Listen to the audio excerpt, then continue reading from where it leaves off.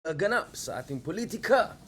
Pag-usapan natin yan as new details come in. Mga kameta, mga kaidarians across different platforms, YouTube, Facebook, Twitter, so-called X, yan. Pag-usapan natin yan. Okay guys, ito na. So, official na ito, suspended na ang SMNI for at least 30 days, no?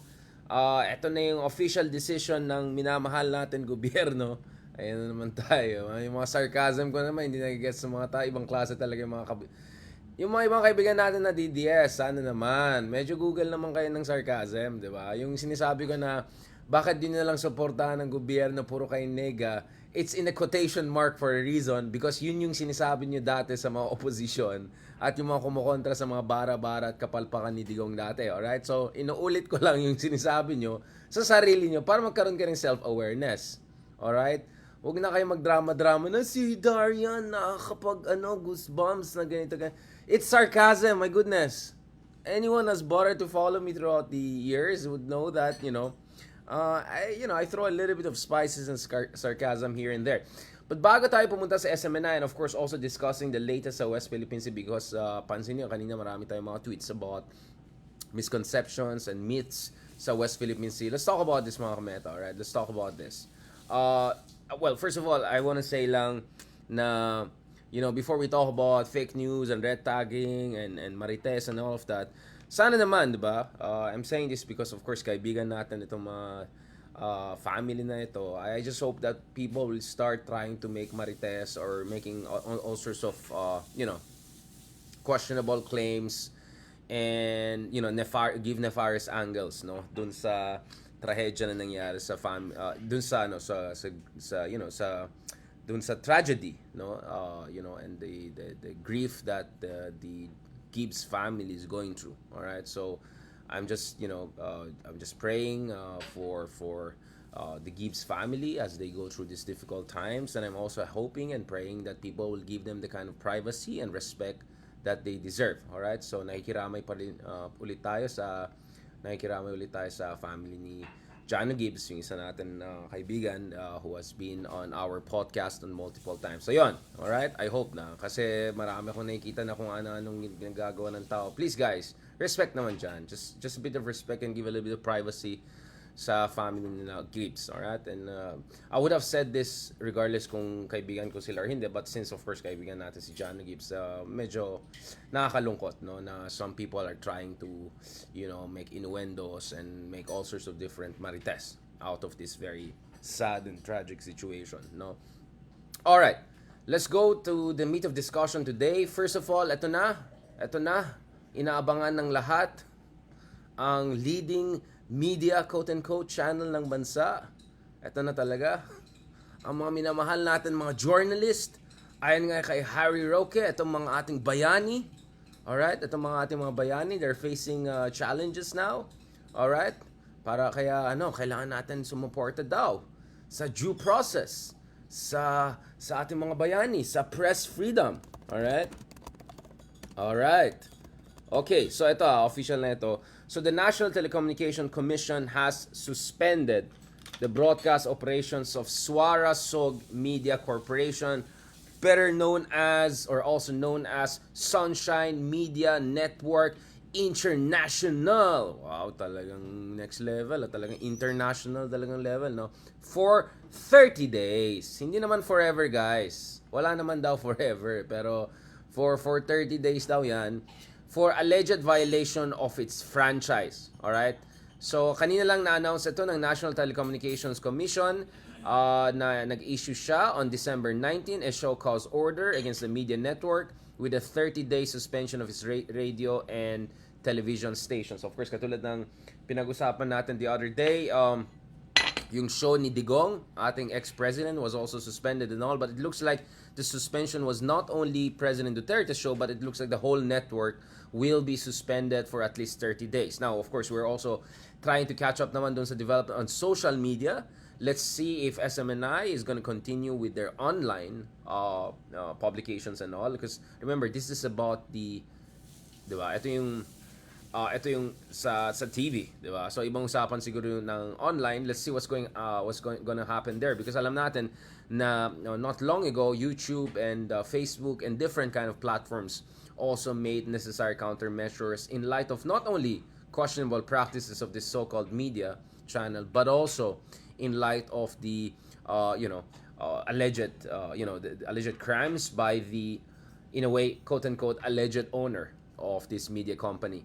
So it gave SMNI 15 days from receipt of the order. So this is December 19, para i-explain yung kanilang pinaggagawa why the company should not be administratively sanctioned. Kasi nga sabi ni Harry, bayani sila. Hindi mo gagawin yan sa mga bayani. Press freedom, due process. Yan talaga mahal na mahal lang. Alam niyo guys, itong due process, press freedom, itong mga pinakamahalagang mga values for Tatay Digong, for sa mga red taggers, for sa mga so-called journalists na more like, you know what I'm saying, right? Mga ganyan. Alright, yan. Okay, so the NTC's move was in response to sa House resolution which urged an act on SMNI's action after the latter was involved in red tagging and airing false information ukol kay House Speaker Martin Romualdez. Ito yung yung kunyaring expose daw na 1.8 billion daw ang ginastos, no, for international travels. Ako naman sabi ko, wow, talagang mahilig sa expose, mahilig sa investigative journalism. Pero wala silang sinabi yata doon sa sinabi ng Commission on Audits sa mga travel expenses ng Department of Education. Okay? Mga wala naman eh. Kung may nakita kayo, please correct us, send us, because alam mo na, di ba? Alam na natin this. Okay, the measure filed by PERSA ng mga bayaning atleta, di ba? Bayani versus bayani, guys. Di pa kayo natutuwa? Mga laban ng mga bayani. So, ang PERSA ng bayaning atleta, PBA Party List Representative Margarita Nograles, ito po ay itong resolution po was adopted by lower chamber earlier this month. Ayon naman dun sa resolution na yan, SMNI has violated at least 3 provisions of Republic Act number 11422, which was signed in August 2019, guys, remember, tatay time, and which granted yung network the legislative franchise to operate for 25 years. Wow, big time. So let's not forget, this whole so-called media is really a product of the Duterte era. You know, it really came into being, it got its franchise, 2019, and of course, we know just over a year later on, nawala yung pinakamalaki at arguably the most prestigious media network in Philippines, which is ABS-CBN, diba? Of course, I'm saying this as someone who has worked for all the 3 media channels, GMA Network, ABS-CBN, and of course now with our folks in TV5 and One News. So, right, so I've worked with all of them, and so wala tayong bias dito, no? We're just talking about based on our observation of facts, no? Anyway, this week, 2 of SMNI shows were preventively suspended. So, preventive suspension ito. Doon sa 14 days naman following host Jeffrey Celis airing of yung mga fake claims kay Romualdez. At also, of course, yung show ni Tatay Digong. Imagine niyo guys, napunta pa sa Bloomberg yan. Pati sa Bloomberg News. Napunta itong mga developments na yun. Doon ko pa nakita yan. Alright? Okay, Senator Amy Marcos. Ayan, ito talaga. Si Senator Amy Marcos. Habang usapan to. Ay naman kay Senator Amy Marcos. Ito, talagang close friend ni Tatay Digong yan. Todo defense naman siya at she criticized the NTC for supposedly sending a chilling effect to the press by issuing the order. Well, in fairness, I don't totally disagree with the chilling effect argument, except this chilling effect argument should have been raised way earlier, like 2020, 2021, diba? Ito yung time na tinanggalan ng ABS-CBN, no, ng franchise. I would say this chilling effect argument should have been raised way earlier, especially when we were talking about really legitimate media and legitimate journalists, no? Okay, I'm just saying, all right? It's just quite rich for people to suddenly talk about chilling effect and due process and media freedom, when I'm not sure these people were really speaking about those things when a real media channel, media network was actually facing a very, very difficult situation back in 2020, right? Now, it is incumbent upon the NTC to be very judicious in suspending entire operations of media entities, as such actions will have a chilling effect on press freedom. There's nothing prudent in NTC's action today, ayon kay Senadora. The senator also accused the commission of denying SMNI's right to due process. Sabi niya, why must we shut down all those who do not agree with us, not even allowing the chance to explain first? How could the NTC issue a show cause order but simultaneously hand down a 30-day suspension? Are we afraid that SMNI might be right? Are we afraid of the truth? Well, I'm not afraid of the truth, especially if you want to talk about the horrors of martial law, if you want to talk about kapalpakan ng dating administration, there's so much we can talk about, right? I also wonder when it comes to truth, ano po yung mga reports ng SMNI when it comes to confidential fund issue, when it comes to DepEd, about yung mga reports ng Commission on Audit on DepEd, yung mga ganun, right? I'm just saying, I'm just asking. I'm not saying anything, I'm just asking, right? So the House Committee on Legislative Franchise recently held hearings dun sa SMNI report. And of course, there are some who are saying we should go all the way and just revoke the franchise of SMNI altogether. Now, the interesting thing is, other folks have spoken out big time in favor of this. And if you remember, there was a vlog I had with Ronald Diamas the other week, and we discussed the clear difference between the case of ABS-CBN, really a legitimate media, and, well, this case of a so-called media, international level. Alright, talagang international. SMNI. Alright, SMNI. Okay, ito. May statement na ang mga iba't ibang leaders, iba't ibang grupo. Well, first of all, as you notice, there's no rallying effect here. None of the major journalists or major activists or legitimate journalists in this country or anywhere in the world have rallied to the cause of the mga bayani ng SMNI. And I'm not sure this is really about jealousy or rivalry. I think it's because there's some fundamental concerns about the ontological differences between SMNI and ABS-CBN, if I put it that way. No. Anyway, may mga statements na ngayon. Si House Deputy Minor Leader and ACT Teachers Party List Representative Franz Castro, sinabi niya na ito yung reaction niya dun sa suspension na yan. With the recent hearing by the House Committee on Legislative Franchise on SMNI, as well as some of the documents that we have seen, it seems that SMNI itself is a threat to press freedom with its advocacy of violence, disinformation, and intolerance. All right, so very clearly, right off the bat, let's call a spade, right? Parang ganun yung positioning Franz Castro. Like, excuse me, we're not talking about really press freedom here. We're probably not even talking about a real media channel or not journalism in any serious sense of the word.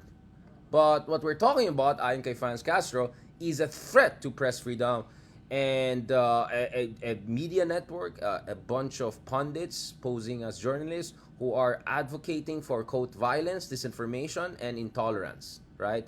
Hindi ito tulad sa kaso ng ABS-CBN na sinadyang pinasara ng mga Duterte dahil sa pagbatikos sa kanila. Ito yung ayon kay Franz Castro, referring to the case of ABS-CBN, the loss of franchise of ABS-CBN a few years ago.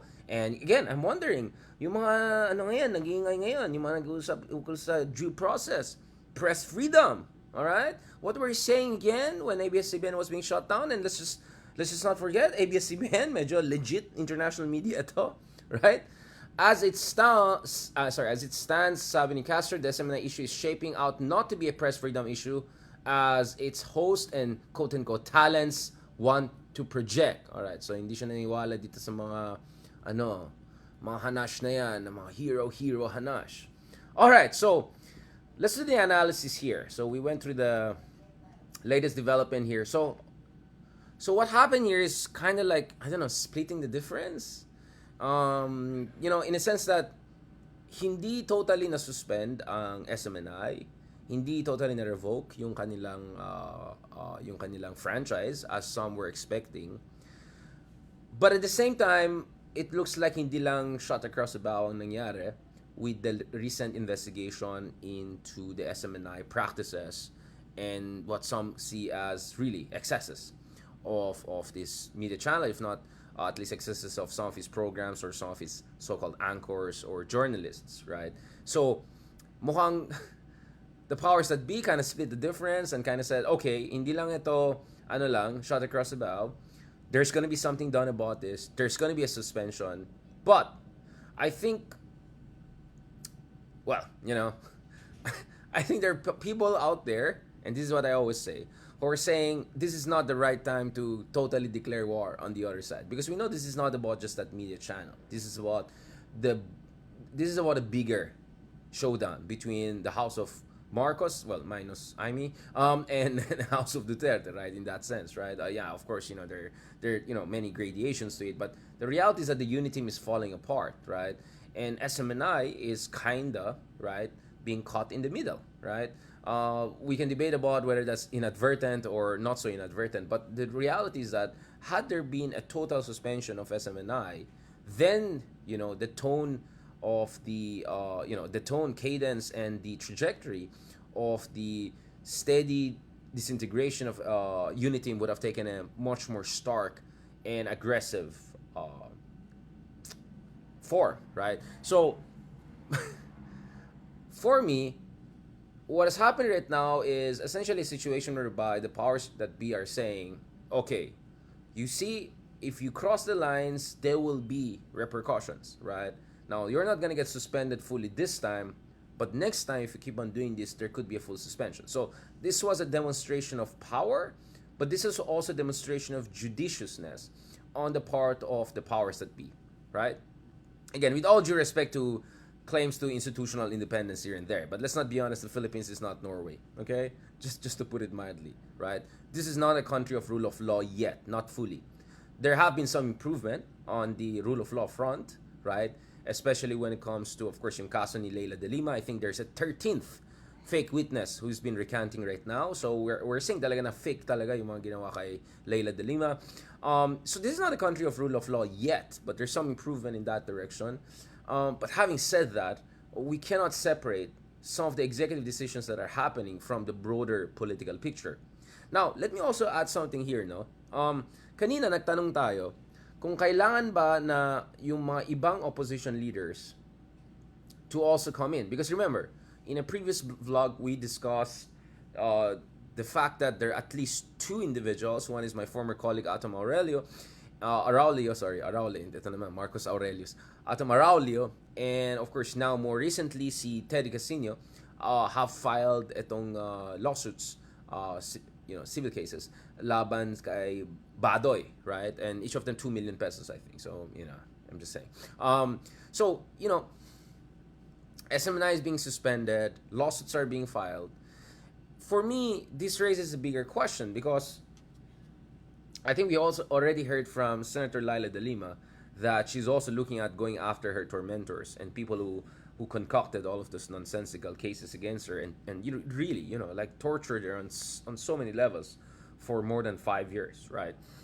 Now, going back to this, the question I raise here is, and I asked that kanina sa Twitter, I said, do you think dapat, eto na, diba? Eto na siguro yung chance finally ng opposition leaders and lahat ng mga biktima ng red tagging, lahat ng mga biktima ng fake news, grabe. I mean, guys, let's be honest. Grabe yung nangyari throughout that 5-6 years. All of us know it. I personally know it. Grabe yung ginagawa nila noon, di ba? They will attack you, there will be death threats, and then there was red tagging against a lot of people. Some cases worse than other. Some of our female colleagues even faced, rape, threats, mga ganon. So, many people were tormented. And of course, in the case of Leni Robredo, former Vice President Leni Robredo, grabe yung ginawa sa kanya, di ba? Sobrang binastos siya. They made up all sorts of stories about her family. Grabe yung mga libelous attacks, yung mga bastos, yung mga, di ba, yung mga madam, yung mga ganyan-ganyan, di ba? Well, let's see, we can talk about the, but anyway, alam niyo na where that was supposed to go. But you get what I'm saying, right? You get what I'm saying? So much impunity in that 5 to 6 years. And now, from what I understand, ICC is making its moves already, and in the coming months, we may finally see some development on the ICC front. From what I understand, some of the groundwork is being conducted as we speak. All right, I'm not gonna say more than that, but my understanding is that some groundwork is already being done as we speak. And so, wag kayong magtataka kung bigla, right, may mga announcements from International Criminal Court, right? Kaya, ewan ko kay isang senador dyan, yung iba, mukhang gets na rin nila na ito yung nangyari ngayon. Anyway, going back to this, I don't know. I mean, a part of me is saying, wag natin guguluhin na to. Let's just, see how things go. But another part of me is saying like, maybe this is a time to remind everyone, especially those opportunistic people, right? especially those who committed many grievous acts during the previous administration. Maybe it's time to remind them that there's something called accountability, that there's some form of justice.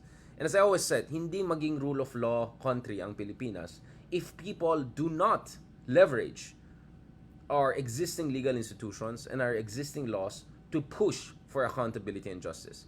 You see, it's much easier to come up with a constitution in the sense of, drafting a constitution and all. It's always much more difficult to effectuate or operationalize that constitution. Because effectuating and operationalizing a constitutional order requires strengthening of the institutions, but it also requires active citizens who are willing to fight for their rights and are willing to stand up against abuses and tyranny and all sorts of bastardization of our democratic institutions. Kailangan yan. So, yung mga countries, yung mga bansa na nakita natin ngayon na medyo advanced, matino-tino yung kanilang bansa, they were not like that overnight. It took decades, if not centuries of struggle. I mean, just look at the history of, a struggle for suffrage, how men and women and minorities had to fight centuries and decades until there was universal suffrage. So a cursory look at history tells us that rule of law doesn't come by its own. That you have to fight for rule of law, and one way of fighting for rule of law is, make sure that there's accountability and justice. Now, of course, realistically speaking, you have to also be reasonable. Realistically speaking, medyo malabo yan in the past. But it looks like the environment right now is much more amenable to pushing for some sort of accountability. These suspension orders that we're seeing, these hearings that we're seeing in the Congress, etc. And I'm not saying that we're talking about institutions of the highest moral ascendancy, to put it mildly, but the wind is blowing in a different direction. Now, this is not necessarily a progressive direction, but it could become a more progressive direction if opposition leaders do their job, if progressive leaders do their job. I think in terms of public relations, I think in terms of messaging, sobrang successful sila Franz Castro. I think Franz Castro has kind of established herself as one of the big voices out there in the political scene, and definitely one of the opposition leaders. I think Riza Hontiveros has done a fantastic job in terms of positioning herself not only as a kind of an activist senator, but also as a constructive legislator. I think the opposition in general is doing a lot of correct moves, and dun sa Christmas party lang naman daw. But pinag-usapan natin kahapon yan, di ba? Dun sa si Sir Teddy Bagilat ang nag-share, di ba? Nakita natin dun, we see embers of a united opposition, right? And I would say, of course, the hero of the month, right? In many ways, Leila de Lima, since she has since she has managed to get out of her conundrum. And see, I mean, in the case of Leila de Lima, she fought within the framework until the framework, the existing legal framework, proved amenable to her quest for justice. So she got the bail, now she's out, and she's not just out waiting her time out, right? She's out, and now she's the official speaker of one of the major parties in the country, the oldest continuous party by some measures. Leila de Lima is out posting messages and tweets right and left. I mean, as former Senator Leila de Lima, I saw her, she's very supportive, she constantly expresses solidarity. This is the kind of leader we want. I mean, may pinost tayo about TikTok censoring me when I post anything about West Philippine Sea. Oy, TikTok medyo ngayon hindi na masyado sinisensor. But, come on guys, last week, yun yung time talaga para mag-post about West Philippine Sea dahil yung bullying nangyari last week. So ngayon, even if biglang yung mga TikTok post ko ay medyo na publish na, wala na yung timing. Alright? So, ewan ko na anong reasoning nila dyan. But, going back to this guys, sige, bukas na natin pag-usapan ng West Philippine Sea. Sorry, I'm a little bit tired. The thing is this, this is it. This is the moment. Yes, I mean, the opposition didn't get perhaps the president they wanted, right? In fact, the president right now is just the junior of a former dictator. But it's not like this president is acting like a dictator, right? It's not like this president is bringing down the hammer, preventing the effectuation of justice. I think there is a historic opportunity for the opposition to correct and amend yung mga mistakes nila in the past. I honestly believe, even during Duterte, the opposition should have fought back harder, especially on the communications front, and especially in terms of leveraging existing laws. when there was a complete explosion of fake news and all. Okay, I'll be very honest about this. Kasi, ito yung problema natin nun, di ba? Ito yung naging problema natin nun. For 6 years, there were whole bunch of, a whole cabal of, horrid trolls and worse and all of that.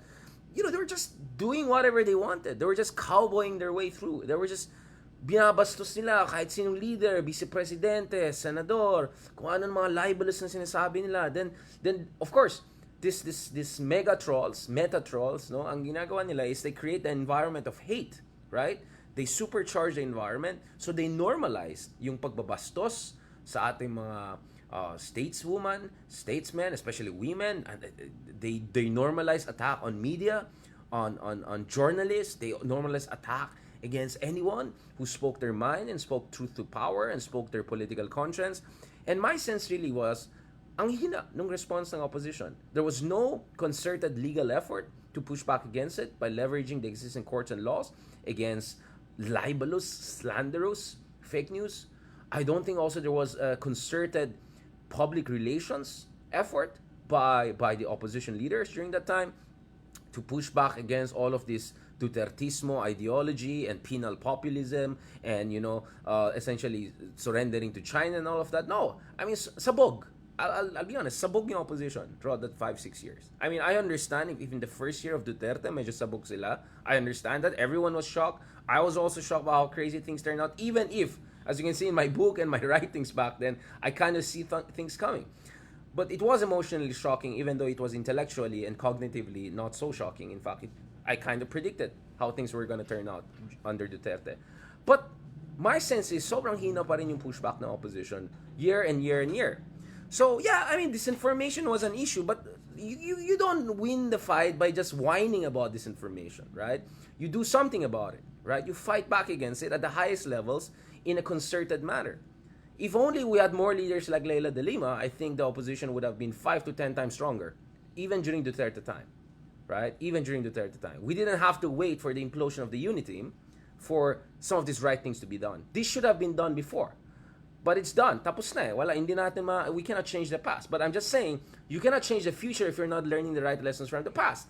And I kept on saying this, may kulang talaga dun sa opposition during time in Digong. And there has to be an acceptance of that. Even the preparation for 2022 elections, may pagkakulang talaga ang opposition. Hindi sila organized, right? And they were up against the combined forces of Duterte's and Marcos's. There was just no way you can beat them, right? Once they combine, tapos ng laban, right? And of course, my frustration, and this is where I made a lot of enemy, I think, among, some of the rabid Dilawan and all of that. Whatever, right? The problem is that there was no self-awareness. There was no strategic thinking. There was not a proper accounting of saan sila nagkakulang, right? Kami nga, walang partido, walang backup, etc. And I'm sorry, okay, my career suffered. My career suffered when I began to speak out. Remember, I used to work in another media network, and next thing you know, parang, alam mo na, di ba? Connect the dots, right? My career suffered. But that was the least I could have done, right? To fight for West Philippine Sea, to fight for what is right in the country. Had I had the resources that many opposition leaders had, all those lawyers, all of those PR people, all of that stuff, I would have done 100 times more than what I did during that 5 to 6 years. So I hope some people appreciate where my frustration comes from, because it's not about what you do, it's about what you do compared to what you have. So I saw many journalist friends of ours who had very limited resources risking their lives and pushing the envelope. And in fact, I'll give kudos to Patricia Evangelista, my senior in UP Debate Society, who came out with this fantastic book, really, really wrenching book, about Duterte's drug war, which I just reviewed for Lowy Institute in Sydney, Australia. I already posted that. The title of yung review ko is Manila's Killing Fields, right? The war on the poor, right? I saw many of my colleagues, they fought so hard. They fought so hard, even if sobrang limited resources. Even if most of us could not afford a lawyer. Let's just be honest. Most of us couldn't even afford a lawyer, right? We didn't have PR teams and all of that. We didn't have any institutional backing. And worse, a lot of us, the opposition, leaders and all, never bothered to even reach out to us or never bothered to show support or anything like that. All right? So, kaya after nung election, sabi ko, eto na talaga, this is a time na we have proven na mali talaga yung ginawa ng opposition throughout those 5 to 6 years under Digong. And we have to call it out. Now, of course, I made a lot of enemy, but I said whining about disinformation and just blaming all on disinformation is not the solution forward. Because if you just say it's all about disinformation, you're saying something very nasty about our voters. And when you say something nasty and judgy about our voters, good luck sa'yo. Di ba? Not to mention, it's intellectually simplistic, if not erroneous. As a lot of us, scholars in, peer-reviewed journal articles and books have written, you have to understand grievance politics. You have to understand that populism, and especially right-wing Duterte-style populism, it thrives in conditions of weakness. Weaknesses of democratic institutions, but weakness of liberal democratic leaders. Because mahina at maraming kapalpakan yung mga liberal democratic leaders, that was the context within which the Dutertismo ideology came in. And that was exactly the context within which Marcoses clawed their way back to the Malacanang. All right? So there has to be an accounting of that. And one way of making up for all of the shortcomings during the time of Digong is to leverage existing institutions to make the most out of this disintegration of the unity team, whatever you want to call it, to push for accountability, right? Better late than never, right? Better than late than never. So yun yung sinasabi ko. So there's a part, the other part of me is also arguing that way. But you see, I'm so open-minded, in a good way. And I try to be as self-aware and judicious and fair as possible. I always also tell myself, Richard, baka naman hindi mo alam sinasabi mo. Like, you intellectually grasp what is happening, but you have to also grasp the emotions, the logistics, the organizational issues, all the limitations, human limitations that plague the opposition and liberal democratic leaders in the country. Okay, I understand that. Maybe they know something I don't know. Maybe they better understand the country than me, sure. But last time I checked, I got a lot of things right when it comes to the direction of this country and foreign policy and all. Not because, I'm like the best analyst out there. No, it's because I studied other countries similar to the Philippines. I saw how they ended up, and I felt if we don't do the right thing, we're going to go in the wrong direction. All right? So what we learn from history is that if you do not fight for democracy is not going to fight for itself. It's going to be vulnerable to circumvention. Right? If you do not fight for press freedom, what's going to happen is bastardization, adulterization of press freedom. If you do not leverage existing legal institutions, then you're not going to have a rule of law, you're going to have a rule by law. You see, the preposition is very important. Of versus by. Rule of law means you have predictable, uniform apply laws in a country. You have accountability and justice regardless of who you're talking about, the richest person, the most powerful people. Rule by law is a situation of weaponization of existing laws in order to punish and to whip opposition, voices of conscience. So if you want to move from rule by law towards rule of law, and this is a spectrum, right? It's like 1 to 10, right? Obviously, we're not 10, but we can go 6, 7, 8 if the right people do the right moves in the coming months, in the coming years, all right? Because, eto yun, people can take out their popcorns about the unity team, people can take out their popcorns about SMNI. Sige lang, go ahead, have your own shot on Friday, okay? I already expressed my criticism of that mindset, but there is a historic opportunity here for the opposition to do the right thing and to fix all of the shortcomings they had in the past, all right? And my advice, get rid of those rabid people, right, who insist on insulting the voters, who insist on insulting any real analyst, who insist on insulting survey agencies in favor of, Google Trends or whatever nonsense out there. All right? Okay? You get what I'm saying? Okay? So, yun lang. That's my best up. Sorry, I wanted to talk about West Philippine Sea.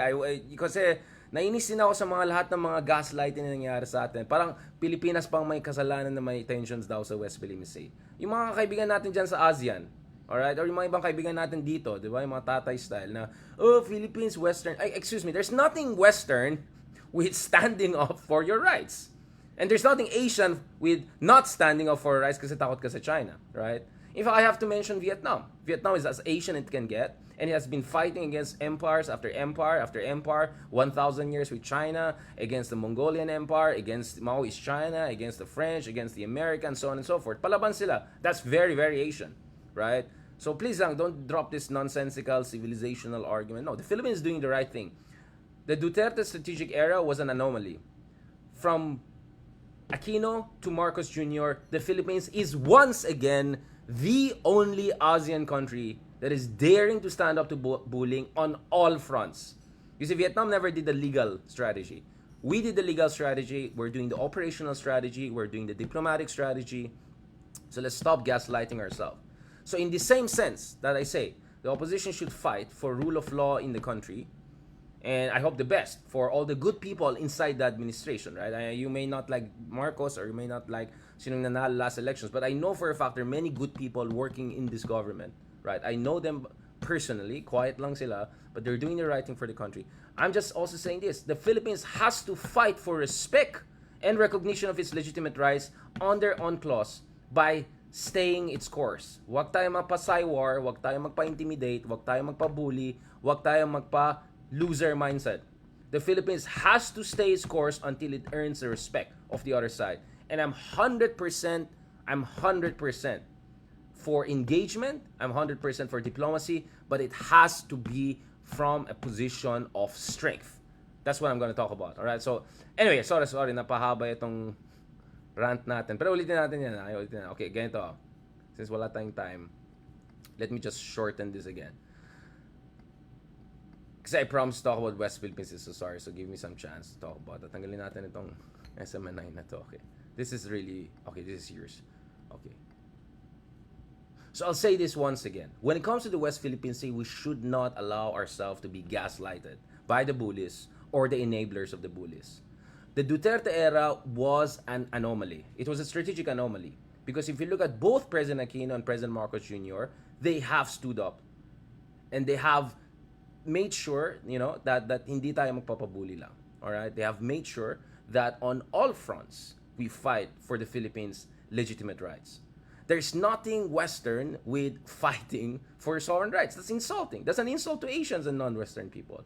Every self-respecting, dignified country has to fight for their sovereign rights, especially if the sovereign rights were, legitimized under an international arbitration body, in this case, the 2016 Arbitral Tribunal Award, under the aegis of the United Nations Convention on the Law of the Sea, Article 287, Annex 7. Go there, mag-aral kayo, huwag kayo magpaloko or magpauto-uto dun sa mga propagandists. Alright, let's be absolutely clear about that. So both President Aquino and President Marcos Jr. are doing what is right. They're moving on all fronts. No other ASEAN country has done this. No other ASEAN country has stood up to China on diplomatic, military, and legal front. We're the only ASEAN country that has done that. So to dismiss the Philippines as a kind of a Western country just because of our treaty alliances and all, that's an insult to any courageous nation standing up for their rights.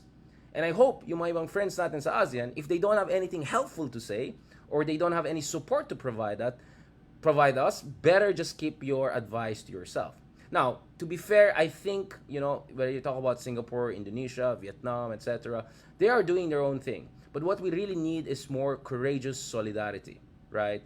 Because what's happening right now is the Philippines is being bullied right and left, Philippines is being gaslighted, and the Philippines so far cannot rely on the ASEAN to back it up.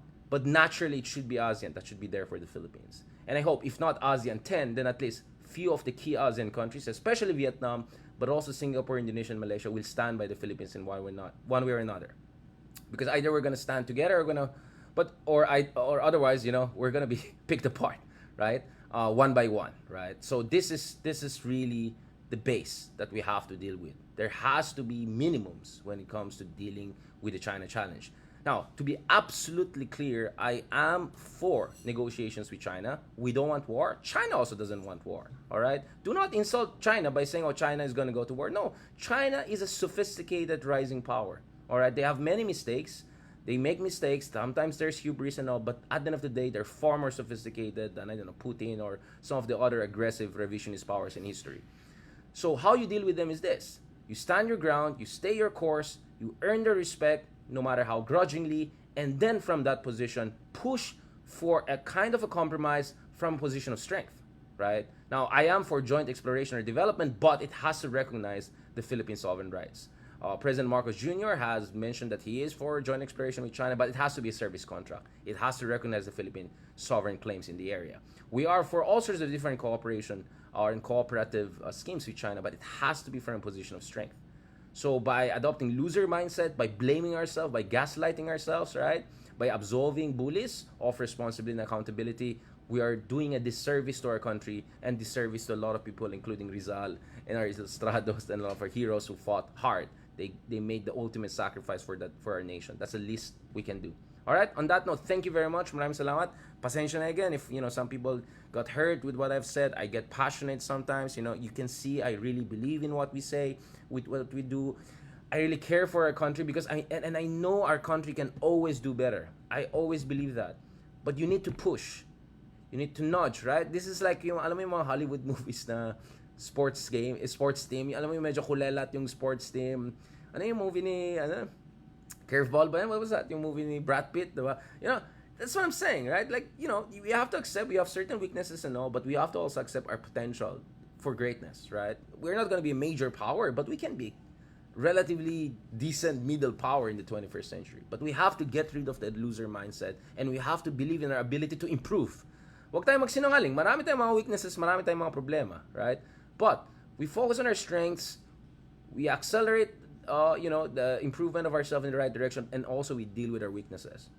If we continue to do that in 10, 15, or even shorter, in 5 years, maybe you're going to see very, very good improvements. And honestly, in my case personally, I remember very well, 10 years ago, 15 years ago, you said Philippine Coast Guard, in terms of capabilities, I mean, great people, patriotic people, capabilities were nowhere close to where we should be. Today, the Philippine Coast Guard is the most developed Coast Guard in the entire ASEAN region, right? And they have the best experience of dealing with bullying. We are number one in ASEAN as far as Philippine Coast Guard as far as Coast Guard capability is concerned. We had to earn that. We had to invest in our capabilities, and we had to earn that by standing our ground. So if the Philippine Coast Guard can do it, other branches of the state can do it, the whole nation can do it. So what I say is not based on just like pipe dream, it's based on actual observation of when we do the right things and stick to it over time, 5 years, 10 years, then you're going to see great results. That's how national development happens.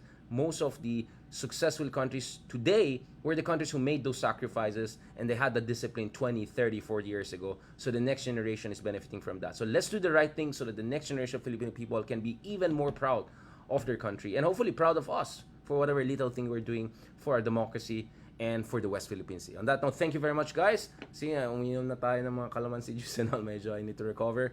God bless and talk to you soon.